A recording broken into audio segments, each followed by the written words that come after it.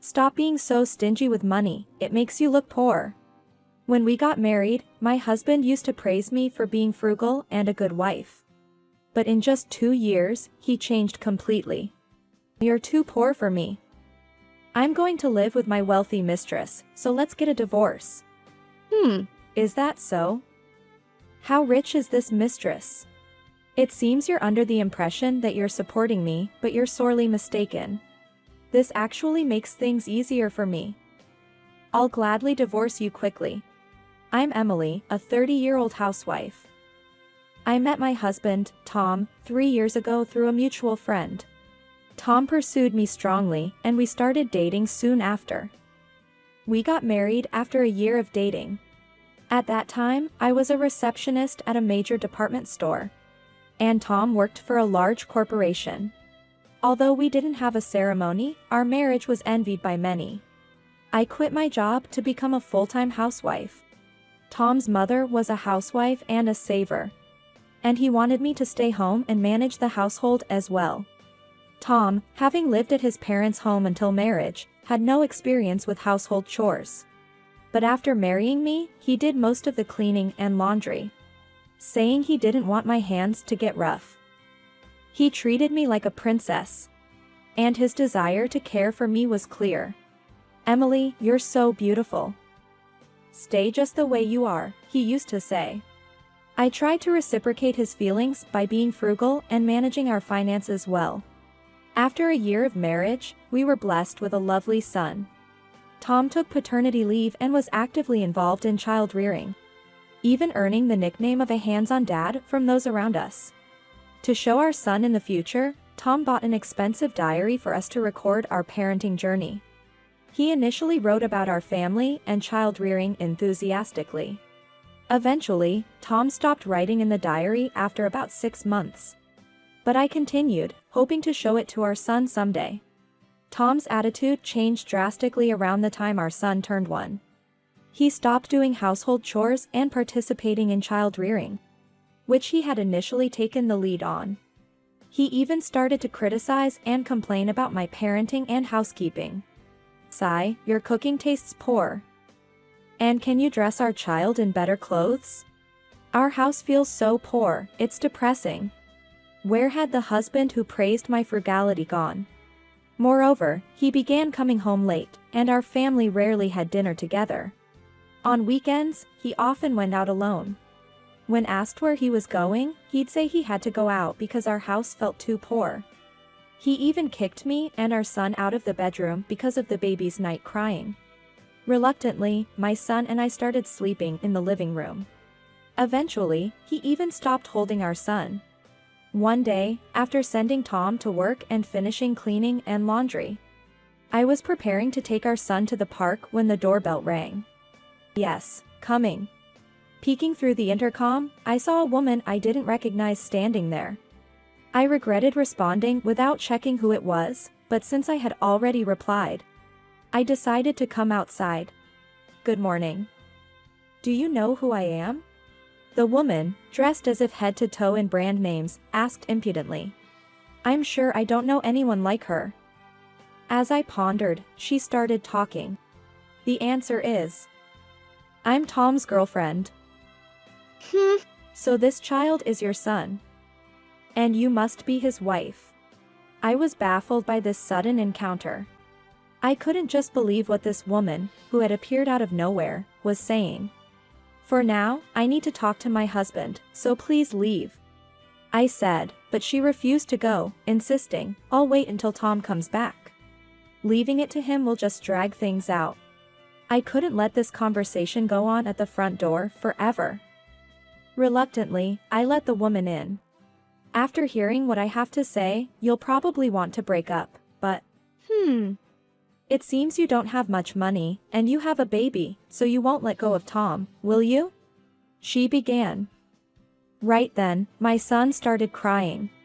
My son is crying, can you please leave? I asked, but she continued talking, ignoring it. The woman, the same age as me, turned out to be a wealthy businessman's daughter. She fell in love with Tom at first sight and approached him. They quickly fell in love with each other. They had been dating for about 3 months. I was stunned by the lack of manners shown by a modern-day wealthy daughter. Coming uninvited and continuing to talk despite the baby crying. Do you know what Tom says about you? She wouldn't stop talking. Before marriage, even though she earned little, she was a beautiful receptionist I could boast about. But now she's just a poor-smelling old lady with no income, someone I can't introduce to anyone. Her cooking tastes poor. She insists on home-caring our 1-year-old son until he's 3. But it's only because she's a non-earning housewife who can't afford daycare. She's just a parasite living off me, using our son as an excuse. Do you want to hear more? That's enough. It seems that Tom really is having an affair with this woman. Anyway, I will talk with my husband. I pushed the woman out of the door firmly. Hurry up and divorce him, okay? Oh, and you can keep the crybaby? She said as a parting shot before finally leaving. What was all that about? What a troublesome father, I muttered while soothing my son. Late at night, my husband Tom came home. I need to talk to you. What? I'm tired. If it's just complaints about child rearing, say it somewhere else. His response was as indifferent as always. However, as soon as I started with, "Today, a woman who claims to be your girlfriend visited our home," Tom's face turned pale in an instant, and he began to show signs of agitation. But he quickly became defiant, saying, "I'm the one earning the money here. I'm fine with a divorce, you know. A poor person like you can't survive without me. You're already overwhelmed with child rearing, let alone working and raising a child. Oh, even if you work, with your abilities, you won't be able to support a child. You're the one who will be in trouble. Basically, a brainless, looks-only woman like you should be grateful to be the wife of a high-educated, high-earning genius like me. Oh, you're just an old lady now, aren't you?" He started making one derogatory remark after another. Tom, my husband, who belittles me while conveniently ignoring his own infidelity. I was more shocked by his words than his affair. I regretted marrying and devoting myself to such a man. The only solace was the presence of my dear son. Since that day, Tom brazenly continued to contact his mistress and even went on trips with her. A mutual friend who introduced us tried to persuade him to stop the affair, but he wouldn't listen. Even our friend was astounded by Tom's obsession with his mistress. Eventually, he even stopped giving me the $1,000 monthly for living expenses. Amidst all this, I fell ill due to the exhaustion of child rearing and mental stress. The house was a mess, and my son was still very young. But Tom continued to spend his time with his mistress without any concern.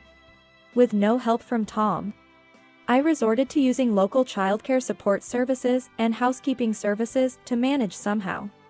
When Tom found out, he said, "Using community programs instead of hiring a regular babysitter or maid. Always scrimping and saving, it's so poverty-stricken." Any remaining feelings I had for Tom vanished completely. I started to think about when to bring up divorce. Looking at me, disheveled from child rearing, Tom said, "What's with that damaged hair? Can't you even take care of your hair? You're finished as a woman." Looking at me as if I were something filthy. Then he said, "It's impossible, really. A poor person like you is no match for me. I'm going to live with my wealthy mistress, so let's get a divorce. She doesn't want children, so you can have them," and he handed me the divorce papers. I've been waiting for this. I was inwardly overjoyed. Relieved that I didn't have to bring it up myself and that there would be no custody battle. Gladly, I took the divorce papers and pulled out the prepared documents, urging him to go to the city court immediately. Are you sure? What? You're the one who suggested it, right? Come on, let's go quickly." Thinking I would be flustered, Tom was surprised to see me all prepared and ready. On the way back from the city court, Tom said, "I think my parents will want to see the child. So let's have monthly visitations. I'm going to start a new family. so it doesn't really matter to me. Rather, the child is like a burden, isn't he? I'll give you the child support during visitation times. About $100 a month until he's 18 should be enough for a poor person's son. I'm being considerate even after the divorce. I'm really kind, aren't I? Tom mentioned an amount of child support that was significantly below the standard calculation. I was amazed at his ignorance and stinginess. It was unexpected that he would bring up child support, but rest assured, I'll be claiming property division as well. Looking forward to it. After returning home, I immediately began preparing to leave the house. While I was packing up our belongings with my son in my arms, Tom approached me. A jobless single mother like you won't be able to pay rent, right? Can you even rent a place? You have no relatives, and nowhere to go back to. I'm going to live in my mistress's mansion. I'll cancel the lease on this house by the end of the month. Out of pity for you, I'll send your stuff. I bet it's just some shabby apartment near a supermarket, but leave your new address. I silently placed a paper with the address on the desk and left the house. A few days later, Tom visited my house with the movers. Despite it being out of the state, he went out of his way to come. He seemed to have come to scout the place, claiming to be guiding the movers. As the address was different from what he expected, Tom was surprised and asked, "What? Why are you living here? Have you found another man already?" My new residence was in a locality known for its row of luxurious mansions of the wealthy class. My father passed away due to illness when I was young, and my mother raised me alone until she followed him 3 years later. Afterward, my maternal grandparents took care of me. My grandmother passed away when I was 20. My grandfather, a well-known wealthy man, died 2 years before I married Tom. My mother was an only child, making me the sole grandchild of my grandparents. Thus, all the inheritance was passed down to me. It's my own house. It was vacant because I lived out of the state after marrying you. Including other properties, the assets amount to about $13 million, which I haven't managed well. As you said, I'm a parasitic poor person. So it's not as grand as your and your wealthy mistress's residence. But it's a comfortable house, I said with a touch of sarcasm. Tom, unable to hide his astonishment, demanded, "What? Explain this to me properly." Thinking it a waste of time and energy to explain to this man, I remained silent. He then said, "So it's part of my assets too, right? I should have rights to half of it even after divorce. It's joint property, so hand over half. Cash, land, anything. Make sure you give me half of the assets." I was utterly fed up. It's premarital property, so it doesn't count as joint property. You, being a highly educated and high-earning genius, would surely know that. Who's been feeding you this nonsense? You have a pretty face. So it must be your new boyfriend, right? Probably a lawyer, he accused. As I stayed silent in disbelief, Tom continued to make more absurd statements. I'm not relying on anyone. What I said just now is common sense. I did attend law school, so I have some knowledge. But what I mentioned is so fundamental that I didn't even need to use that knowledge. Tom then yelled, "What? Weren't you just a high school graduate? I never heard of this. You traitor. You have always interpreted things based on your assumptions. Perhaps it's you who should be called a traitor for having an affair." I responded calmly. What's with that way of speaking? So you're rich, huh? Give me back the moving expenses. Pay for our moving expenses too, as compensation, he demanded. As you previously said, I'm just a poor person with a mere $13 million in total assets. I can't compare to you, with your wealthy mistress. Therefore, as planned, I will graciously accept your charity for the moving expenses. And regarding the compensation, I need to know exactly what it's for before I can consider paying it. I replied, dripping with sarcasm. Tom, unable to argue back, grumbled and left. 2 months later, I received a call from Tom. What's going on? Why is the cancellation fee for the house 2 months' rent totaling $10,000? Why was the rent $5,000 a month? He sounded panicked. A standalone house in a high-end residential area. Didn't you ever wonder? It was my house. But 2 months before we decided to divorce, I transferred the rights to another owner and rented it under your name. You left the house matters to me and initiated the divorce, so it worked out well for me. It seemed Tom, who had always lived at his parents' home, didn't even understand how much living expenses or rent could be. So, I was living in your house and being supported by you. Even over the phone, his astonishment was evident. A few days later, Tom called again. Hey. What's this about $800 in child support and compensation? You're rich, you don't need it. He sounded frantic. In fact, during the divorce preparations, I had gathered recordings of Tom's verbal abuse and evidence of him not providing living expenses.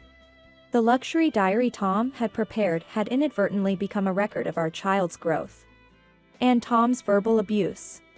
It turned out to be crucial evidence and led to demand a hefty damage compensation for verbal abuse. I hadn't planned to request child support, but as I was unemployed despite having assets, I decided it was appropriate for Tom to contribute financially as a father. So, you were in cahoots with the lawyer after all, he accused. The lawyer I hired was a woman. His assumption was ridiculous. Tom's level of presumption was pitiable. It was laughable. And then, a shocking discovery came from the detective agency's investigation. I had asked that president's daughter Tom was having an affair with turned out to be a marriage scammer. Her claim of being a wealthy heiress was a complete lie. Tom had been tricked into paying off all of her debts, thinking her father would repay him as a wedding gift. But after he paid, she cut off all contact. Tom was in a panic. Now penniless, Tom even had the audacity to ask, "Let me stay until I find another place." He even began making ridiculous demands. "You must have an apartment somewhere. Give me a room for free, out of the kindness of being ex-spouses." Tom continued barking like a weak dog.